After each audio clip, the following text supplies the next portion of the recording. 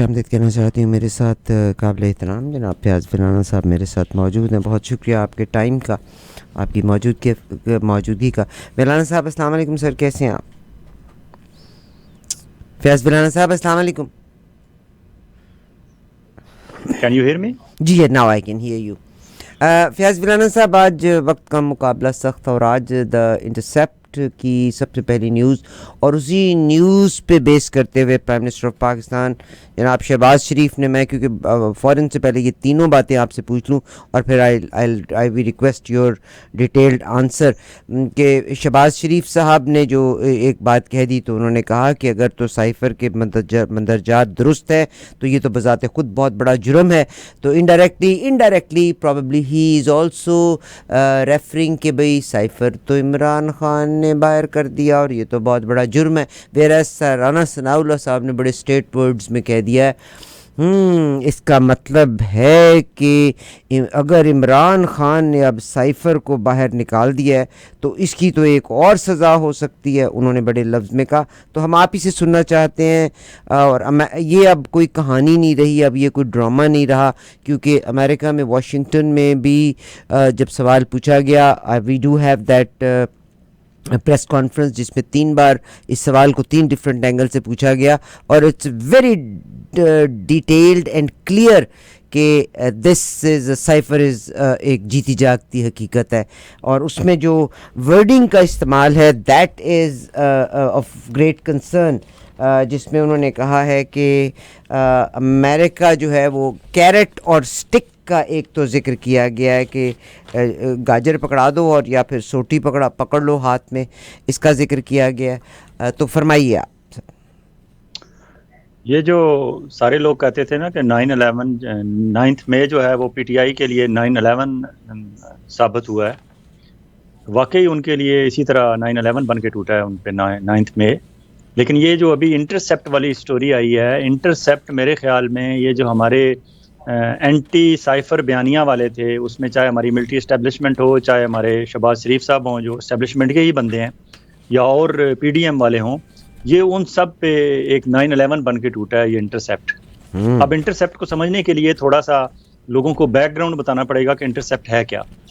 Intercept एक magazine है, American magazine है। इसका ऑनर जो है वो एक कोई आम आदमी नहीं है। ये कोई इस तरह का नहीं है कि किसी ने किसी गली महल्ले में कोई अपना सिलसिला शुरू किया वो। उसका अपना मीडिया का सेटअप है, फर्स्ट लुक मीडिया उसकी कंपनी का नाम है, वो उसका फाउंडर ऑनर है। इसके अलावा वो होनोलुलु का फाउंडर ऑनर है और ईबे अमेज़न से भी पहले बिजनेस कर रही है और ईबे बहुत बड़ी कंपनी है, उसका फाउंडर मालिक है ये बंदा। इस बंदे का नाम है परवेज़ मुराद उम्मीद यार। वो फ्रांस का बॉर्न है, उसके माँ बाप ईरानी नस्ल थे, वो ईरानी है फ्रॉम पेरेंट्स की साइड से वो ईरानी है, लेकिन पैदा फ्रांस में हुआ। उसके पास पेरिस में रहता है, फ्रांस की भी नेशनैलिटी है, उसके पास अमेरिका की भी नेशनैलिटी है और वो यूनिवर्सिटी ऑफ कैलिफोर्निया के बर्कले कॉलेज का ग्रेजुएट है। उसने बैचलर ऑफ साइंस किया हुआ है वहाँ से, Berkeley college of university of California. ये वही बर्कले है जहाँ से हमारे फ़ख्र एशिया साबिक़ वज़ीर-ए-आज़म ज़ुल्फ़िकार अली भुट्टो भी ग्रेजुएट हुए थे यूनिवर्सिटी ऑफ कैली से, उसे कैली कहते हैं, यूनिवर्सिटी ऑफ कैलिफोर्निया से। तो ये बंदा कोई आम आदमी नहीं है और उसकी इस वक्त वर्थ जो है वो $8.7 बिलियन है वर्ल्ड वाइड, और दुनिया का 245वां अमीर तरीन आदमी है वो, जो पीर कहता है। परवेज़ उसने मुख्तर कर लिया, परवेज़ को वो अपने आप को पीर कहता है। तो मुराद उम्मीद यार, पीर उम्मीद यार उसको कहते हैं। पीर उम्मीद यार कोई आम आदमी नहीं है और उसका ये शौक है, इन्वेस्टिगेटिव जर्नलिज्म उसका पैशन है, उसका क्रेज़ है। पैसे वो और चीज़ों से कमाता है, खर्च वो इन्वेस्टिगेटिव जर्नलिज्म में करता है। और उसके ने कुछ अर्सा पहले जिस तरह जूलियन असांज था विकी लीक्स वाला, उसी तरह इसने एक सिलसिला शुरू किया हुआ है जो ये लीक्स पकड़ता है, गवर्नमेंट के डॉक्यूमेंट्स पकड़ता है। और ये अमेरिका में मशहूर है कि ये अमेरिकन आर्मी के जर्नैल भी ख़रीद लेता है डॉक्यूमेंट्स लेने के लिए, और इसने अमेरिका की बहुत सारी स्टोरीज़ लीक की हैं और वो अमेरिका की आर्मी के जर्नैल ख़रीद के उनसे डॉक्यूमेंट्स लीक करा के इसने वो स्टोरीज़ जो हैं प्रिंट की हैं और पब्लिश की हैं। तो ये इन्वेस्टिगेटिव जर्नलिज्म का दिलदादा है और ये कहता है कि रिगार्डलेस ऑफ दैट कि मेरी किस स्टोरी का किसको फ़ायदा होता है, किसको नुकसान होता है, पब्लिक तक ट्रू इन्फॉर्मेशन अपने ट्रू एसेंस में पहुंचनी चाहिए, लोगों तक असल खबर पहुंचनी चाहिए कि ये हमारे बड़े बड़े जो लोग होते हैं फैसला साज किसी भी मुल्क में, ये किस तरह आम आदमी की उम्मीदों का खून कर रहे होते हैं। ये उसका बेसिक कॉन्सेप्ट है। उसी कॉन्सेप्ट के तहत उसने इंटरसेप्ट ने ये डॉक्यूमेंट भी निकलवाया। और अब इल्ज़ाम इन्होंने लगाया कि जी इमरान खान ने लीक किया या शहबाज शरीफ साहब सियासी मकासद के लिए कहते हैं, लेकिन उनकी स्टेटमेंट आ गई है उनकी इंटरसेप्ट वालों की। उन्होंने कहा है ट्विटर पे कि हमने ये पाकिस्तान आर्मी से ली है, ये इन्फॉर्मेशन वहाँ से हमारे सोर्स हैं, वहाँ से हमने निकाली है। अब वहाँ से निकली है तो जिस तरह ये शहबाज शरीफ साहब कहते हैं केस बनता है तो बनाएं, आप तो इस्टेब्लिशमेंट के बंदे हैं, अपने बॉस से कहें कि वहाँ किस बंदे ने लीक किया, उस बंदे के खिलाफ केस बनाएं। और अगर जिस तरह के पीर उम्मीद यार कहता है कि खरीदता है वो, तो उसने फिर किसी आर्मी के जर्नैल से खरीदी होंगी। अगर वो अमेरिका के जर्नैलों को से डॉक्यूमेंट्स खरीद के आउट कर सकता है तो पाकिस्तान आर्मी के भी शायद उसने, अल्लाह ना करे ऐसा हुआ हो, लेकिन मे भी उसने खरीद लिए हों। तो ये खुरे तो कहीं और जाके निकलते हैं। अब आज ये 9/11 मैं किस तरह कहता हूँ कि इन पे है एंटी साइफर बयानिया वाले लोगों पे इस तरह कि आपको याद होगा कि ये पीडीएम वालों ने तो इमरान खान के खिलाफ पॉलिटिकल पॉइंट स्कोरिंग के लिए या इमरान खान को अपनी हुकूमत को तकवीत देने के लिए या इमरान खान को डिस्क्रेडिट करने के लिए उन्होंने तो मुखालफत करनी ही करनी थी। लेकिन हमारे DGISPR चौधरी अहमद शरीफ साहब ने बड़े धड़ल्ले से एक प्रेस कॉन्फ्रेंस की थी और उन्होंने कहा था कि साइफर का एक बेबुनियाद बयानिया घड़ा गया और ये किया गया और वो किया गया। हालांकि उस वक्त भी वो इस बात पे गौर नहीं कर रहे थे कि आप लोग ही थे जब आपने इमरान खान ने अपनी हुकूमत के दौरान उसने जब वो लहराया 27 मार्च को जलसे में, उसके अगले रोज़ उसने cabinet committee for national security, कौमी सलामती की काबीना कमेटी का इजलास बुलाया जिसमें आर्मी चीफ कमर जावेद बाजवा साहब बैठे हुए थे, उस वक्त के तीनों फोर्सेज के चीफ बैठे हुए थे, chairman joint chief of staff बैठे हुए थे, सारे लोग बैठे हुए थे। उनकी मौजूदगी में जब फॉरेन सेक्रेटरी ने आके साइफर पूरा पढ़ा, बताया कि ये मामला है और उस पर फिर वहाँ जो एलामिया जारी हुआ उस एलामिया को DGISPR ने और सब ने वेट किया हुआ था। जिस मीटिंग में ऑफिशियल सतह पे जो पाकिस्तान में मीटिंग होती है जिसमें कोई फोर्सेस का बंदा बैठा होता है, उस मीटिंग की प्रेस रिलीज उस वक्त तक जारी नहीं होती जब तक DGISPR के ऑफिस से उसे वेट नहीं किया जाता, उसे अप्रूव नहीं कर दिया जाता।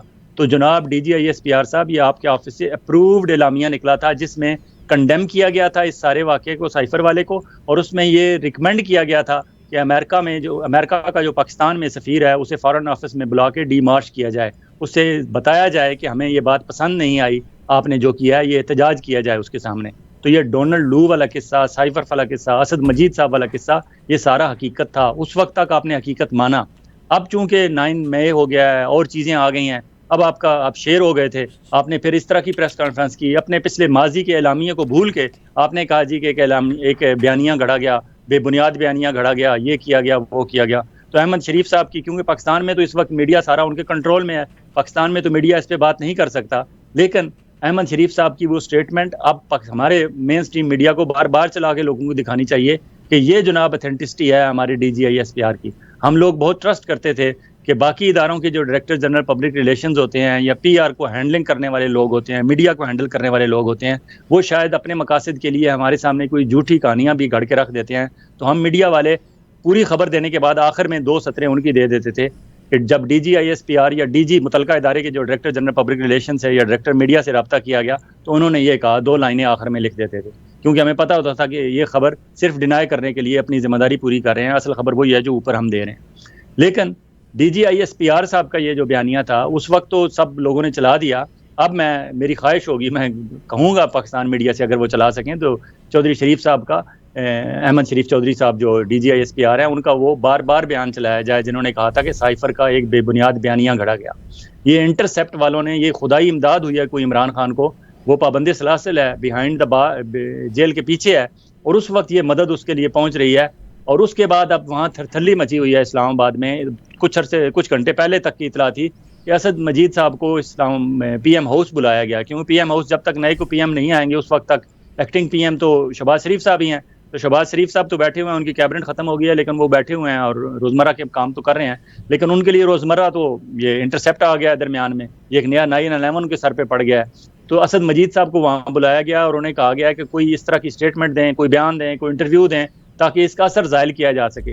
ये ऐसी बात है, इसका असर अब ज़ाहिल नहीं हो सकता। और असद मजीद एक जो उनकी रेपुटेशन है कि वो एक कैरियर डिप्लोमेट हैं, एक ऑनेस्ट ऑफिसर हैं, उन्होंने पहले दिन से लेकर अब तक कहीं किसी जगह झोल नहीं दिखाई, कहीं किसी जगह वो अपने बात से फिरे नहीं हैं, पीछे नहीं हुए।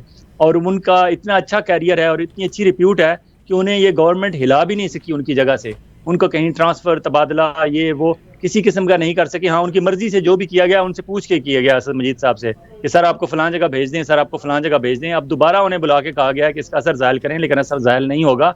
बात बहुत आगे निकल चुकी है। जिस तरह आपने कहा उसके मंदरजात में मैं चाहता था उस पे अलग हम एक दिन पूरा प्रोग्राम करें।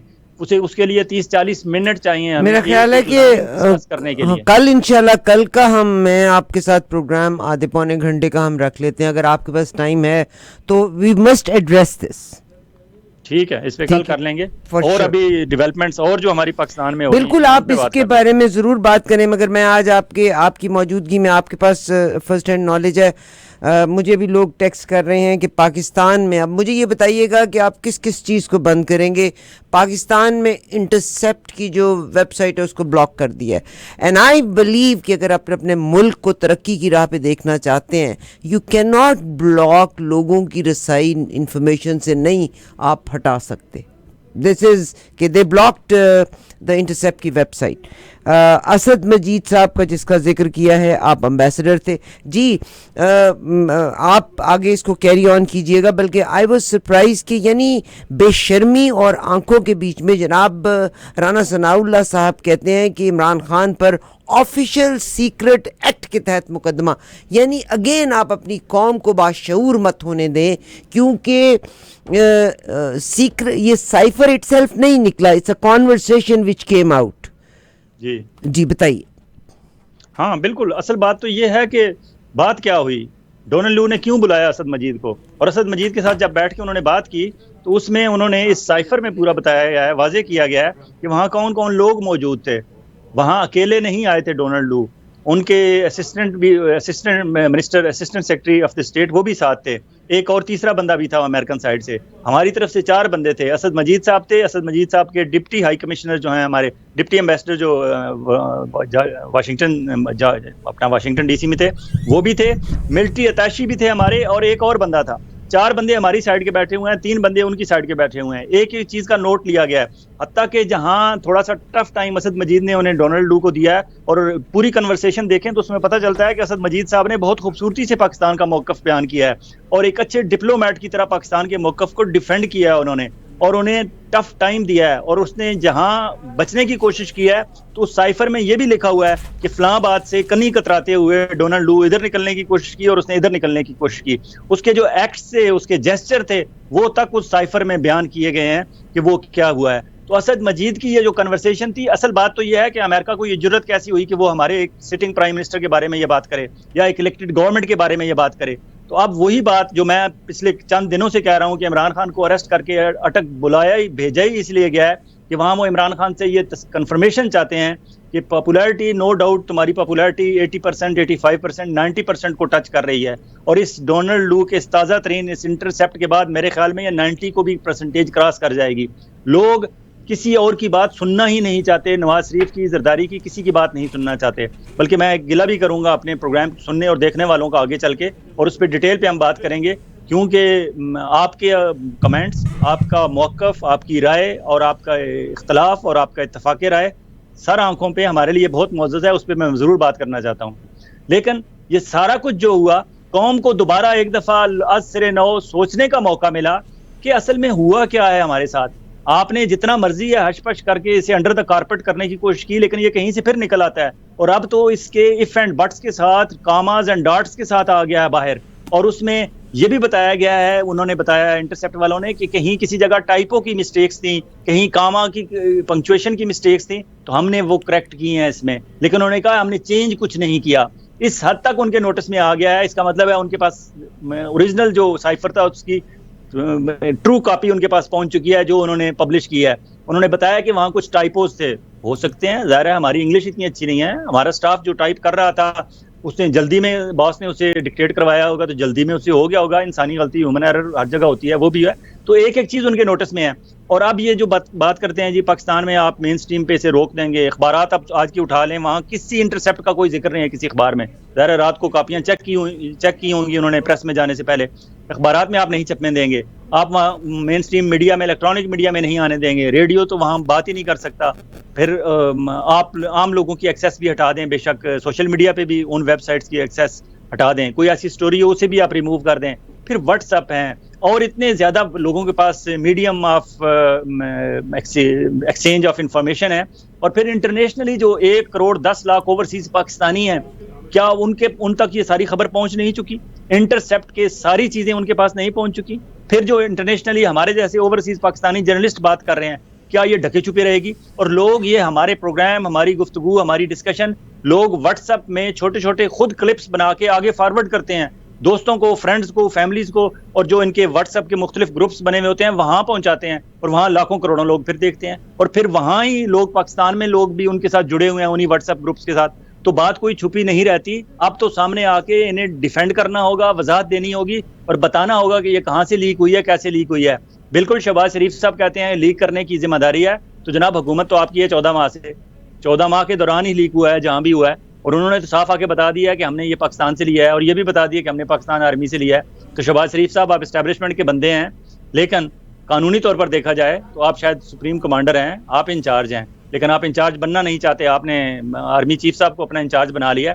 तो आर्मी चीफ साहब के सामने जाएं, पेश हों, दो जानू होकर, हाथ बांध कर, जिस तरह भी कहें, अपने बॉस को कहें कि प्लीज इंक्वायरी कराएं कि आपके ऑफिस से ये कैसे लीक हुआ है, क्योंकि इंटरसेप्ट वाले तो कहते हैं हमने पाकिस्तान आर्मी के जराए से लिया है। तो वो जराए कौन से हैं? जो भी बंदा वहाँ आलाकार बना है इंटरसेप्ट का, और ये हमारी एक राज, कौमी राज जो अफशा करने का जिम्मेदार बना है, उसे सख्त से सख्त सजा दी जाए। लेकिन सजा एक बात हुई, दूसरी बात कि हाँ हुआ है, बिल्कुल साबित हो गया हुआ है, तो उसके बारे में फिर हमने क्या किया है? नहीं, हमने बहुत सारी कोताहियां की हैं, हमने कौमी गैर जिम्मेदारी का मुजाहरा किया है। और फिर बात वहां जाके पहुंचती है कि अगर इमरान खान ने, इसमें मेन इशू ही रशिया है। हालांकि इस प्रोग्राम के असद मजीद ने डोनाल्ड लूड से गुफ्तगू के दौरान कई दफ़ा कहा है कि क्या आप फलां बात से नाराज़ हैं, क्या आप फलां बात से नाराज़ हैं। जहां कहीं भी गया है तो डोनाल्ड लूड ने कहा नहीं ये नहीं इशू, वापस रशिया पे बात आके रुकी है। तो रशिया की वजह से ही अगर नाराज थे, तो रशिया का तो 2 दिन बाद इमरान खान को रशिया भेजने के बाद 2 दिन बाद जो सेमिनार हुआ था, उसमें आर्मी चीफ, हमारे उस वक्त के आर्मी चीफ कमर जावेद बाजवा साहब ने क्या स्पीच की थी, उस एक स्पीच की बुनियाद पर इस इंटरसेप्ट की मदद से पता नहीं क्या कुछ उनके खिलाफ हो सकता है, और शायद अब अटक जेल में जो मुज़ाकरात होंगे हमारी मिलिट्री एस्टेब्लिशमेंट के इमरान खान के साथ, उसमें सिर्फ एक गारंटी होनी चाहिए कि हमारे एक्स आर्मी चीफ के खिलाफ आप हुकूमत में आने के बाद कोई केस नहीं दर्ज कराएंगे गद्दारी का और बगावत का, और इस तरह का कोई केस नहीं, कोई इनिशिएट नहीं करेंगे, कोई इंक्वायरी, ताकि हमारी आर्मी का इमेज बच जाए, हमारी आर्मी का इमेज खराब ना हो। हमने जो भी किया, आपकी हुकूमत के खिलाफ साजिशें की, आपको हुकूमत से गिरा दिया। हमने आसिफ जरदारी साहब और नवाज शरीफ साहब और शहबाज शरीफ और जितने लोग साहबान इस वक्त जो मौजूद हैं PDM के, इन सब के साथ मिल के हमने आपकी हुकूमत गिरा दी। प्लीज़ ये मामला ना दोबारा छेड़ें, आराम से इलेक्शन जीतें, इलेक्शन जीतने के बाद हुकूमत करें, और जो आपका एक तब्दीली का नारा है या पाकिस्तान को तामीर और तरक्की के नए सफ़र पे आप गामजान करना चाहते हैं, हम आपके साथ हैं। प्लीज़ पीछे मुड़ के ना देखें, ये गारंटी चाहिए उन्हें, क्योंकि पॉपुलैरिटी उन्हें पता है इस वक्त इमरान खान के पास है, और उन्हें अगर रेस्क्यू भी कर सकता है तो इमरान खान ही कर सकता है। ना वो मिली नगमे कर सकते हैं, ना वो जो हमारे आर्टिस्ट इकट्ठे करते हैं ना वो कर सकते हैं, ना ये एस्टैब्लिशमेंट का बंदा शहबाज शरीफ कर सकता है, और ना कोई और लंदन में बैठा हुआ शख्स कर सकता है। क्योंकि लंदन में बैठा हुआ शख्स अगर वापस आके उसे माफ़ी मिल सकती है, तो फिर तो इमरान खान को भी माफ़ी मिलनी चाहिए और 9 मई वालों को भी माफ़ी मिलनी चाहिए। तो ये तो हो नहीं सकता। जब वो कहते हैं, उठते बैठते हुए नारे लगाते हैं हमारे आर्मी चीफ साहब, नो मर्सी नो मर्सी, तो फिर नो मर्सी अगर इमरान खान के लिए नहीं है तो फिर नवाज शरीफ के लिए भी नो मर्सी है। और अगर आपने नो मर्सी सबको नहीं देनी, तो फिर आपने वापस लोगों के दिलों में जगह कैसे बनानी है? क्योंकि अब आपके दिलों में एहतराम ज़रूर है, लेकिन वो प्यार नहीं रहा। उस प्यार को वापस पाने के लिए आपको बिल्कुल डील करनी पड़ेगी, और इमरान के साथ ही करनी पड़ेगी। और इमरान के साथ कोई ऐसी डील आप नहीं कर रहे कि आप उसे हुकूमत प्लेट में रख के दे रहे हैं, आप सिर्फ उसे इलेक्शन में जाने की आज़ादी दे रहे हैं कि ठीक है आप इलेक्शन में जाएं, और इलेक्शन में जो कौम फैसला देती है उसके मुताबिक आप हुकूमत करें, लेकिन शर्त यह है कि आप हमारे ex army chief Qamar Javed Bajwa साहब के खिलाफ कोई इंक्वायरी इनिशिएट नहीं करेंगे। जी, और कुछ बताना क्या चाहेंगे आप? अब फिर वो बात वही आ गई गिले वाली। मैंने पिछले प्रोग्राम में एक में जिक्र किया था कि जो अपना बीबी भुट्टो, बिलावल भुट्टो जरदारी साहब ने जो स्पीच किया है कौमी असम्बली में, उसमें उन्होंने कहा है कि हमारे जो मेरे वालिद साहब आसिफ अली जरदारी, उनके वालिद साहब, अपने वालिद का नाम लेके उन्होंने कहा कि आसिफ अली जरदारी और नवाज शरीफ जो है पुराना तर्ज सियासत छोड़ दें। आप चाहते हैं कि हम इसी तरह लड़ते रहें जिस तरह आप 30 साल आपस में लड़ते रहे, आगे मैं और मरियम भी 30 साल इसी तरह लड़ते रहें। मैंने उस स्पीच पे बिलावल भुट्टो की तारीफ की थी, तो लोग, क्योंकि हमारे ज़्यादा प्रोग्राम देखने और सुनने वाले, और वैसे भी ओवरऑल मेजॉरिटी पाकिस्तान में लोगों की प्रो इमरान है और इमरान खान को इस वक्त हक पे समझते हैं और इमरान खान की हक में ही बात सुनना चाहते हैं। वो किसी पीडीएम के किसी बंदे की, पीपल्स पार्टी मुस्लिम लीग नून के किसी बंदे की किसी अच्छी बात की भी तारीफ नहीं सुनना चाहते। और वो लिटरली मेरे ऊपर उन्होंने खूब तनकीद की अपने कमेंट सेक्शन में, और उन्होंने कहा जी फयाज वलाना किस तरह कहता है कि उसे मरियम से और बिलावल से उम्मीदें हैं। भाई मैंने बातें जो की थी ज़रा गौर से सुने। मैंने ये बात की थी कि comparatively as compare to Nawaz Sharif मुझे मरियम से बेहतर उम्मीदें हैं, as compare to Asif Ali Zardari मुझे बिलावल से उम्मीद है कि वो बेहतर आएगा, अपनी पार्टी को बेहतर अंदाज में संभालेगा। पार्टी उनकी उन्होंने ही संभालनी है जो उनकी एग्जीक्यूटिव कमेटीज ने जिसके हवाले करनी है। मेरे या आपके कहने पे ना पीपल्स पार्टी बिलावल भुट्टो से लेके एतजाज अहसन, लतीफ खोसा या किसी और फैसल करीम कुंडी को दे दी जानी है, ना मेरे कहने पे मुस्लिम लीग नून नवाज शरीफ, शहबाज शरीफ और शरीफ खानदान से और मरियम से लेके किसी और मुस्लिम लीग साद रफीक या सलमान रफीक के हवाले कर देनी है, ना मेरे कहने पे ना आपके कहने पे। पार्टी उन्हीं के हाथ में जाएगी उनकी जो उनके आगे साहबजादगान हैं और उनकी साहबजादियां हैं। इसलिए बर्दाश्त करें, यही बर्दाश्त, वो बर्दाश्त जो बर्दाश्त मैं आपके लिए चाहता हूं कि लोग आपको बर्दाश्त करें, पीटीआई वालों को, वही बर्दाश्त आपको पैदा करनी होगी मुस्लिम लीग नून और पीपल्स पार्टी वालों के लिए। एक तो ये बात हो गई। इसलिए जब बात मैं करता हूं तो उसे कंपैरेटिवली देखा करें। मैं एज कंपेयर टू बात कर रहा हूं। मैं ये बात कर रहा हूं कि जो पुरानी नस्ल थी सियासत में मुस्लिम लीग और पीपल्स पार्टी की, उनकी निस्बत उनकी नई नस्ल जो पीपल्स पार्टी और मुस्लिम लीग नून की पार्टियों की क़यादत करने जा रही है, उनसे मुझे बेहतरी की उम्मीद है as compare to their elders, not as compare to Imran Khan. इसलिए जब इमरान खान की और बिलावल की और मरियम की बात आती है, obviously Imran Khan is going to be number 1 choice of Pakistani nation. ये मेरा तज्जिया है, मेरी अपनी जाती ख्वाहिश साइड पे रखें, मैं तज्जिये की बात कर रहा हूँ। तो पाकिस्तान की अक्सरियत इमरान खान को देखना चाहती है, बाद में कुछ बिलावल भुट्टो को देखना चाहते होंगे या उसके बाद कोई मरियम को देखना चाहता होगा। लेकिन मेरी सिर्फ अर्ज ये थी कि आसिफ जरदारी साहब, नवाज शरीफ साहब रिटायर हो जाएं। ये मैं क्यों कहता हूं रिटायर हो जाएं? क्योंकि मुझे पता है कि आसिफ जरदारी साहब और नवाज शरीफ साहब जब रिटायर होंगे तो वो अकेले रिटायर नहीं होंगे, उनके साथ उनकी एज, उनकी एरिया, उनकी ईरा के उसी तरह के बुजुर्ग सारे रिटायर हो जाएंगे। और जब वो सारे रिटायर हो जाएंगे, क्योंकि आपको पता है चौधरी निसार अली खान तो पहले इनकार कर चुके हैं मरियम के सामने हाथ बांध के खड़े होने से, शायद खान अब्बासी साहब इनकार कर चुके हैं, तो अगर ये सारे जाएंगे तो फिर तो और बहुत सारे लोग जाएंगे सीनियर्स। और जब ये सारी सीनियर क़यादत चली जाएगी तो ये बेसिकली सीनियर क़यादत नहीं है, मैं इन्हें गैंगस्टर्स कहता हूँ। ये पॉलिटिकल गैंग्स हैं, दोनों तरफ गैंग बने हुए हैं। और ये जितना कुछ इमरान खान के खिलाफ और पीटीआई के खिलाफ जो कुछ हो रहा है, ये उन गैंग्स की आइडियालॉजी थी, उन गैंग्स की सोच थी। मे भी उनकी नई नस्ल में, और नई नस्ल सिर्फ यहाँ खत्म नहीं होती कि मरियम पे और बिलावल भुट्टो पे। नई नस्ल आप गिलानी खानदान में देखें तो वहाँ अब्दुल कादिर की गिलानी भी है, अली मूसा गिलानी भी है। आप किसी और फैमिली में इनके जितनी पीपल्स पार्टी और मुस्लिम लीग नून के जितने बड़े लीडरान हैं, उनके आगे आप बच्चों को देख लें, उनके बच्चे कोई अमेरिका से पढ़ के आया हुआ है, कोई इंग्लैंड से पढ़ के आया हुआ है, कोई पाकिस्तान की लम्स यूनिवर्सिटी और अच्छी यूनिवर्सिटियों से पढ़ के आया हुआ है। फॉर एग्जांपल हिना रब्बानी खर फैमिली की है, हिना रब्बानी खर। लेकिन मुझे उम्मीद है कि गुलाम मुस्तफ़ा खर, गुलाम अरबी खर, अपना नूर रब्बानी खर, उनसे बेहतर रिजल्ट अगर आप चाहते हैं खर फैमिली में तो वो आपको हिना रब्बानी खर से मिलेगा, या बिलाल खर से, या अब्दुर्रहमान खर, या उनके और जो बच्चे पोते पोतियां खर फैमिली के हैं। तो इसी तरह आप इन्हें आगे जाने दें, इन बुजुर्गों को जाने दें, इन्हें रिटायर होने दें। ये जाएंगे तो ये हमारा पुराना जो एक फरसूदा सियासी तरीका है एक दूसरे की टांगें खींचने वाला, वो तभी खत्म होगा। और जब ये सारे पुराने गैंगस्टर्स हट जाएंगे तो इमरान खान और पीटीआई वालों के लिए मैदान काफ़ी साफ हो जाएगा।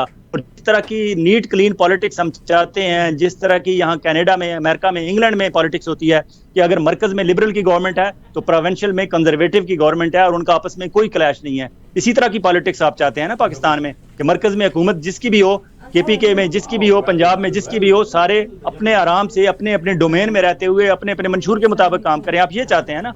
अब पॉलिटिक्स में से सबको ख़त्म तो नहीं करना चाहते।